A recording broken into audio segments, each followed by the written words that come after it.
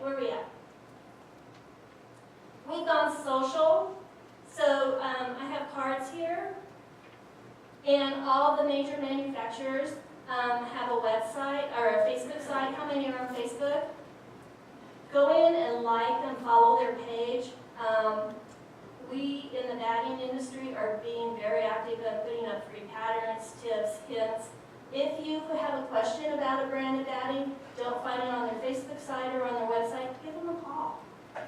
Some brands do say that you should pre-wash their batting. All the Mountain Mist are made where you don't pre-wash the batting before using it in. So it can get really confusing as a quilter. Do I wash it before I put it in my quilt? Don't wash it. I would always default to not washing it versus washing it before you put it in a quilt. But if you want to and there's a question, call the manufacturer.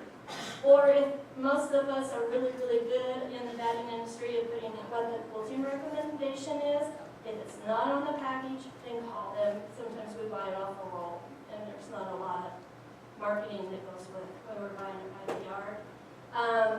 But again, we're doing really better by putting it onto our websites and that type of thing as an industry. But we want, whether it's Fairfield, Mountain Mist, Hobbs, Florida Natural, whatever the brand is, we want your batting to be very successful in your quilt. We don't like those calls that's like, we had a problem. And sometimes it's not the batting. As quilters, we always think it's the batting. I had a situation where she was actually president of her local guild, and she called and she said the batting threw off the tension on the back of the quilt as the long arm quilter was quilting it, and they had ripped it out and re-quilted it again, and the same thing happened. And I'm thinking it was the white rose. There's nothing in there to make it go off tension. So I talked to the long arm, who happened to be the owner of the local quilt store. So I'm like, I have two people that are very active in their community and quilting. And they said, yeah, there's all sorts of debris in the bobbin that's what was throwing the tension off. And I'm like, take some Scotch tape and send me what that debris is on the Scotch tape. And it actually was acrylic paint. They were using a white-on-white muslin back. And the speed and the size of the long arm needle was chipping off the acrylic paint from the fabric, causing the problem. And we actually went to a third-party lab to discover all this. So it cost us a few pennies to figure this out, but it wasn't the batting. So sometimes you think it's the batting, but we will do everything to help determine if it is, what product, what's not working. Yeah. So pick up a card here. The one thing, how many know that Mountain Mist used to do paper wrappers inside the battings? Around the battings? Before we had polyester bags, we would protect the batting on the shelf with paper wrapper. In the 1929, the sales manager, Fritz Hooker, at that time said, oh, let's put patterns on the inside of the wrapper, hoping to entice quilters to make more quilts, hence we would sell more batting as a brand. So the one thing before I retire a second time and permanently, my task is to start to redevelop those patterns so that it can go and be free downloads on our Facebook. So I don't know that we'll do all on 35 because I probably won't live that long, but we'll do the popular ones. So do follow us and like us on our Facebook page. We have all sorts of fun things. The other thing, when you get home, I didn't know how to hand out a pin for everyone. On your needle punch batting, there is also sometimes I get questions, is there a right side, which is should you put up and which side should you put down? And so when you get home on your white and cream rose, take a straight pin or safety pin and poke through it. And the side that is the easiest to poke through goes face up. Because that is the way the batting was produced by the machine. So you're going to get your least resistant. If you're a hand quilter, your needle won't resist the batting. It'll apply through the batting because you're your quilter. Try it. See if you can tell. The other thing is holding the batting. If you see more needle marks on one side, it's usually the flatter side. On the white rose and cream rose, it's a pretty thin product, so it's harder to tell the flatter side. That is the top side, usually, too. The flatter side, the more even side, is usually the top side. And it does make a difference.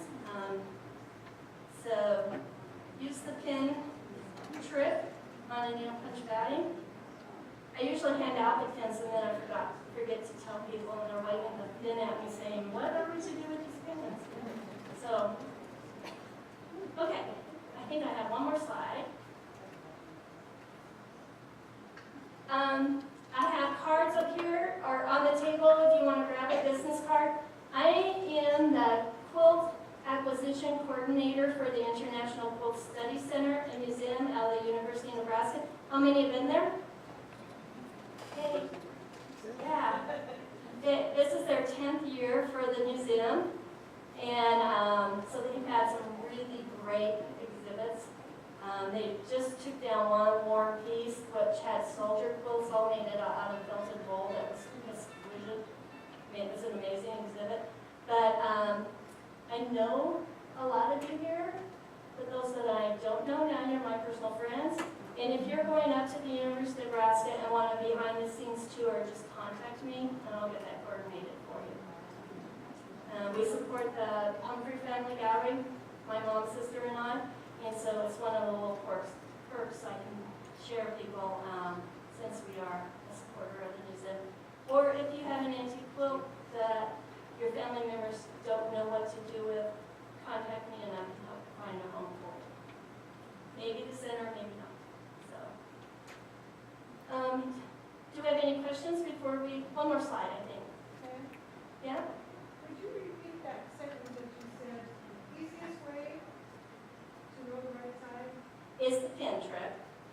So if it glides, so take your straight pin and stick it through both sides. And whichever side gives you the least resistance, put face up. So when you're building your sandwich, you want to go face up with your batting on that. That way the machine is dragging the fiber the same orientation as the batting was built, or your hand quilting it in the same orientation. Yeah. Any other questions? Yeah? Back there? If your batting has a scrim, Uh-huh. doesn't the scrim go down and the non-scrim? Depends on the manufacturer. So do your needle test. Because one manufacturer does it one way, and I know the other scrim manufacturer that does a lot of private label. Scrim products does it the other way. I've seen both technologies. I've been in both their plants. Yeah. My kids live in Minnesota. What do you suggest? Do I double the batting or what do I do? Her question was her kids live in Minnesota and you want warmth. Is that what you're wanting? I probably would use either cotton or wool. Cotton because it's easier to take care of than a wool. Yes. And yeah, and cotton's going to be the most warm. A polyester, if you really want warmth, it's going to be hot because it doesn't breathe. So in the wintertime it's going to be hot, but in the summertime it's going to be hot too. So, or silk batting. Silk is extremely hot. So you could go silk, but those are a little harder to find in the marketplace. Any other questions? Okay, we're going to show you some quilts and show you some effects of quilts. So go ahead, some quilt holders. Okay, we'll start with the one on the end. So if you're doing, we're coming up to the holiday season, so if you're doing a tree skirt or something you want really poofy, you're going to use a fat bat. Fat bat or your really high loft battings are hard to find on the marketplace. So you can buy multiple layers of a polyester batting. And this is a tree skirt that I did for a VIP several years ago, so it probably goes back to the 90s. But I bring it out at Christmas time every year, but it's tied and has what we call fat bat at that time. And I think I actually put 2 layers of fat bat because I wanted it really, really comfy and drinkable. So. And then the bows are stuffed just with fiber. Yeah, we'll go that one next. Show the back on that one first. This one actually is what started the whole book adventure that I've been down. And when I retired, Fawn Porter, I knew the editor, she's since retired, Jean Nolte, and she said, oh, we'll keep you busy. And in the Fawn Porter Love It Quilting magazine, they highlighted quilts out of the museum. And all the Mountain Mist quilts now are owned by the International Quilt Study Center Museum. So we did, for every issue that year, 6 issues, we highlighted a mountain. This quilt, this was the first one. It's called Snowbound. It was on the January front cover. So the only time I've had a front cover. But you'll notice I used a really dark back on that. But if you flip it to the front, I have light, it's a two-tone quilt. I have really light fabric, and I didn't want that I navy thought there blue was a way to background turn to those shadow lights through. on that would shine So I chose onto a the needle piece punch. as much as we got. Actually, this has the Okay. ultrafine in it. Batting is needle punch, and your needle punch are going to be more opaque, so you don't get that shadowing through of the back material. So if you do want to use a high contrast, fun, funky back, and not go to a white or a muslin, you want to go to more of an opaque. If you look at the middle to the quality and the quilt batting, if you hold it up, you can see through it, especially the quilt light. That would not have worked well in this quilt. You would have seen some discoloration from the back. Okay. Yeah, we'll just go in order.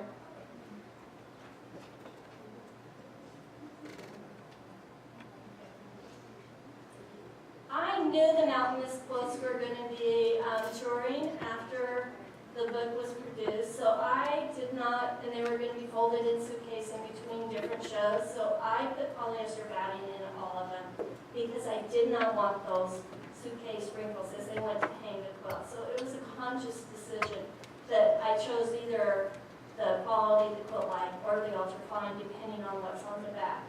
This one's petite. So I forget what's on the back of this. Oh, bright red. So the petites are such high count fabric, you're not going to get a lot of shadowing through. I also, on the original mountain, this is called Hollywood, and on the original pattern, they used to have a red star everywhere there was the, what is it, a hexagon or an octagon? And when I was making this, I had a deadline, and so I timed myself on one star, and I'm like, oh, those stars have to leave. But what that allowed is the background design to come forward, and this one I want to make again because it's like a drunker's path when you play with it. You can get different colors. But this one I used the quilt light because I knew I was going to quilt really heavily on that, and wanted more the stitches to show than actually a lot of definition because the pattern itself was busy enough, and then you have the stars on top of it. Originally I was going to put all the stars on, so I didn't want a really lofty batting, so I used the quilt light.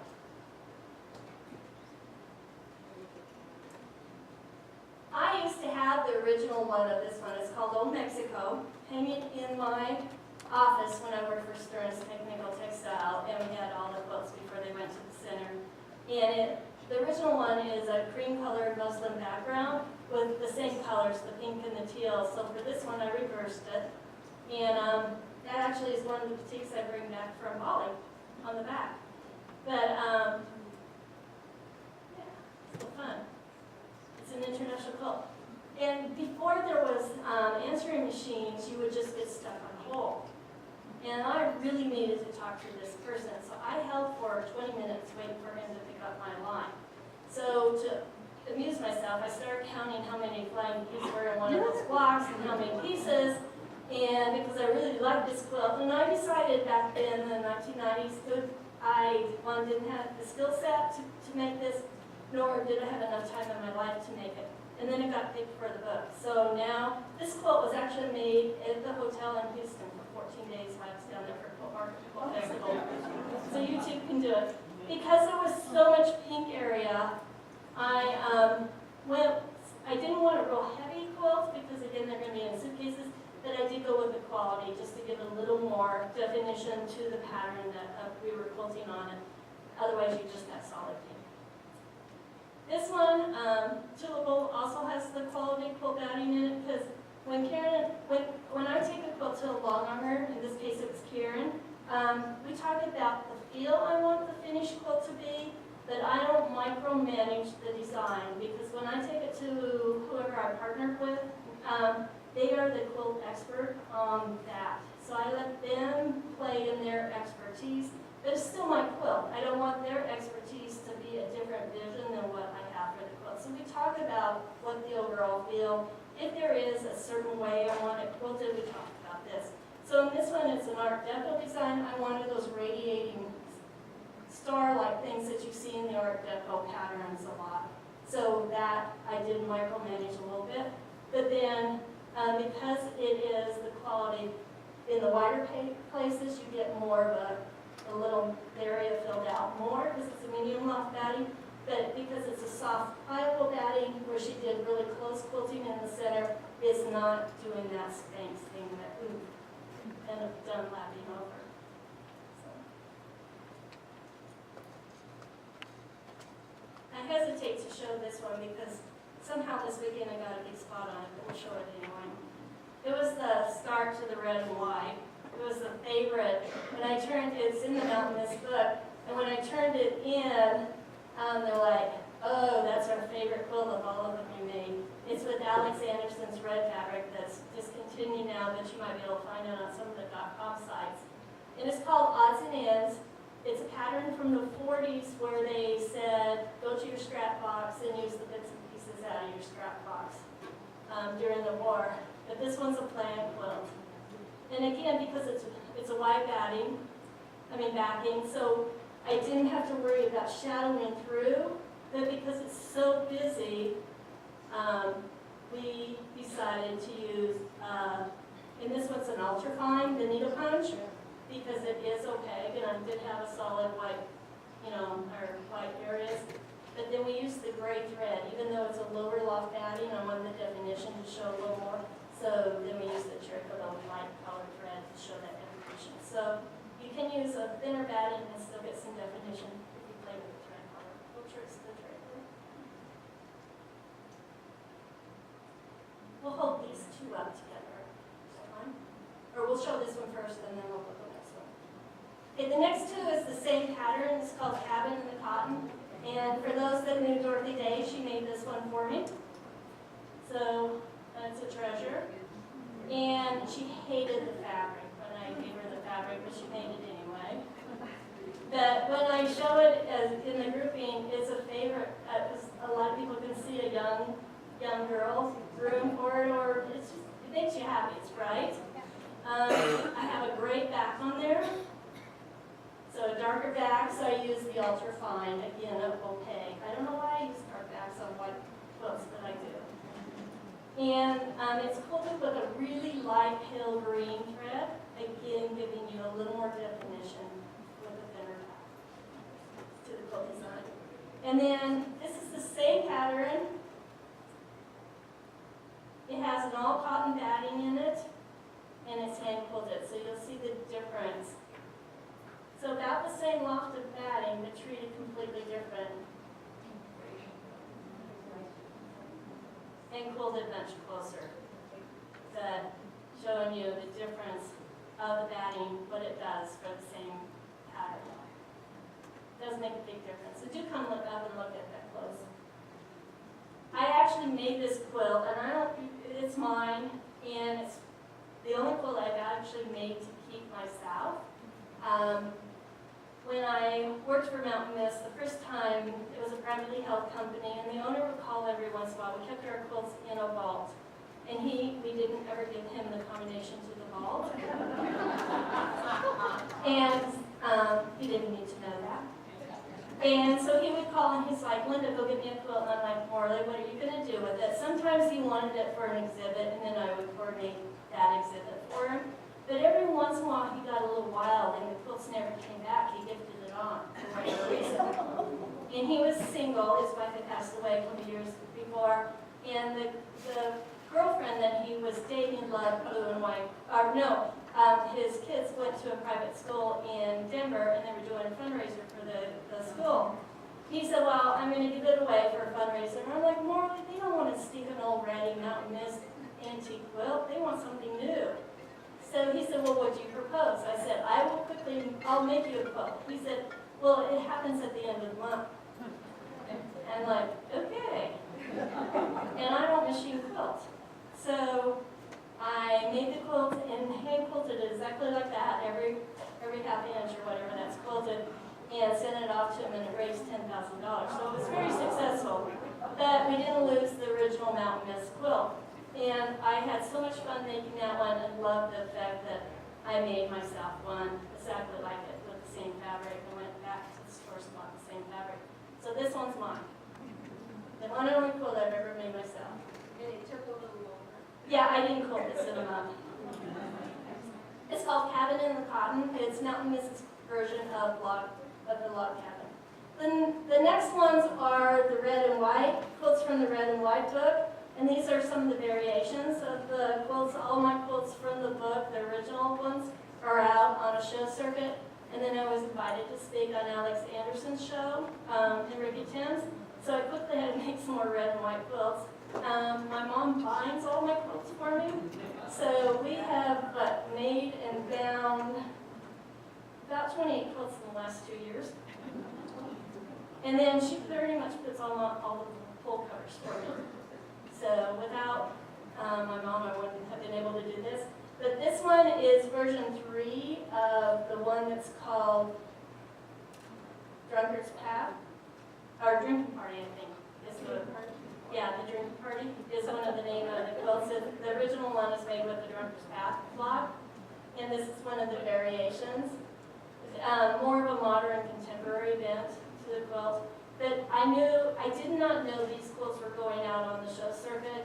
My favorite batting out of all the battings is the white rose, so I put white in it, knowing I was doing just the high contrast quilt on red and white. And on all these quilts, I pretty much put it on white backing, just not to get shadowing through and to make sure that that was just that white, really photographed in pure white. So I didn't even try to risk it a little bit with a different color backing. And Karen quilted this.